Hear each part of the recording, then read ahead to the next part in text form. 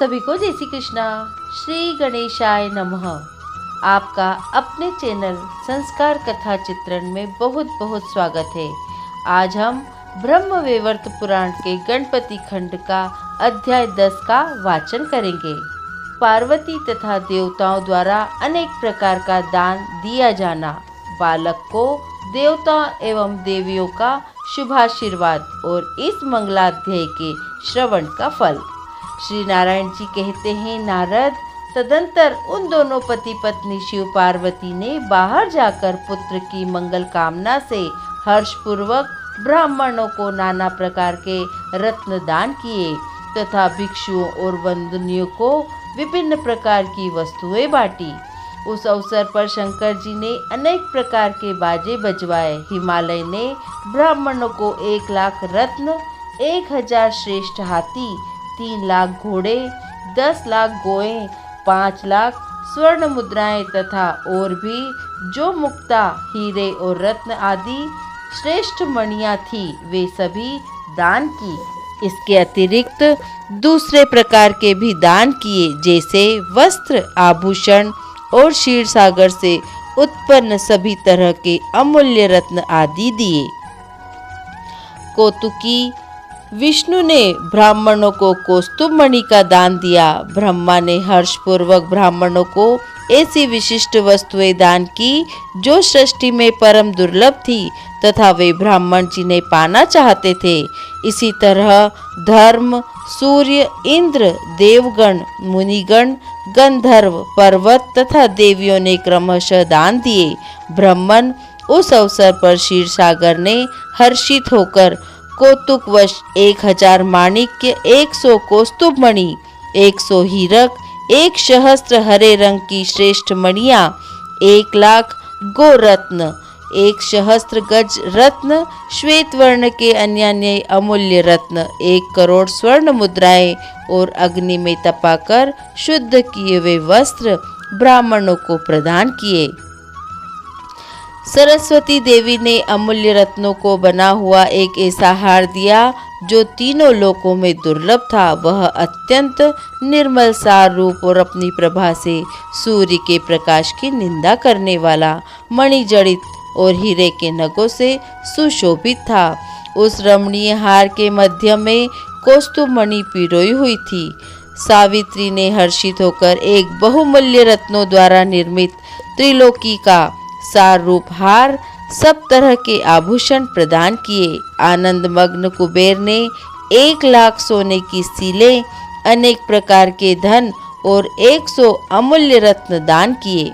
हे मुने, शिवपुत्र के जन्मोत्सव में उपस्थित सभी लोगों ने इस प्रकार ब्राह्मणों को दान देकर तत्पश्चात उस शिशु का दर्शन किया। उस समय वे सब परमानंद में निमग्न थे। मुने, उस दान में ब्राह्मणों तथा वंदनियों का इतना धन मिला था कि वे उसका भार ढोने में असमर्थ थे। इसलिए बोझ से घबराकर मार्ग में ठहर ठहर कर चलते थे। वे सभी विश्राम कर चुकने पर पूर्व काल के दाताओं की कथाएं कहते थे, जिसे वृद्ध एवं युवा भिक्षुक प्रेम पूर्वक सुनते थे। हे नारद, उस अवसर पर विष्णु ने आनंद मग्न होकर दुंदुभि का शब्द कराया, गीत गवाया, नाच कराया, वेदों और पुराणों को पाठ कराया। फिर मुनिवरों को बुलवाकर हर्षपूर्वक उनका पूजन किया, मांगलिक कार्य कराया, उनसे आशीर्वाद दिलाया। तत्पश्चात देवी तथा देवगणों के साथ वे स्वयं भी उस बालक को शुभाशीर्वाद देने लगे। विष्णु ने कहा, बालक, तुम दीर्घायु, ज्ञान में शिव के सदृश, पराक्रम में मेरे तुल्य और संपूर्ण सिद्धियों के ईश्वर हो। ब्रह्मा ने कहा, वत्स, तुम्हारे यश से जगत पूर्ण हो जाए। तुम शीघ्र ही सर्व पूज्य हो जाओ और सबसे पहले तुम्हारी परम दुर्लभ पूजा हो। धर्म ने कहा, पार्वती नंदन, तुम मेरे समान परम धार्मिक, सर्वज्ञ, दयालु, हरि भक्ति और श्री हरि के समान परम दुर्लभ हो। महादेव जी ने कहा, प्राण प्रिय पुत्र, तुम मेरी भांति दाता, हरि भक्त, बुद्धिमान, विद्यावान, पुण्यवान, शांत और जितेंद्रिय हो। लक्ष्मी जी ने कहा, बेटा तुम्हारे घर में तथा शरीर में मेरी सनातनी स्थिति बनी रहे और मेरी ही तरह तुम्हें शांत एवं मनोहर रूप वाली पतिव्रता पत्नी प्राप्त हो। सरस्वती ने कहा, पुत्र मेरे ही तुल्य तुम्हें परमोत्कृष्ट कवित्व शक्ति, धारणा शक्ति, स्मरण शक्ति और विवेचन शक्ति की प्राप्ति हो।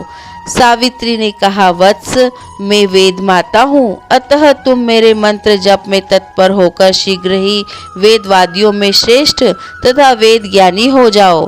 हिमालय ने कहा, बेटा तुम्हारी बुद्धि सदा श्री कृष्ण में लगी रहे, श्री कृष्ण में ही तुम्हारी सनातनी भक्ति हो।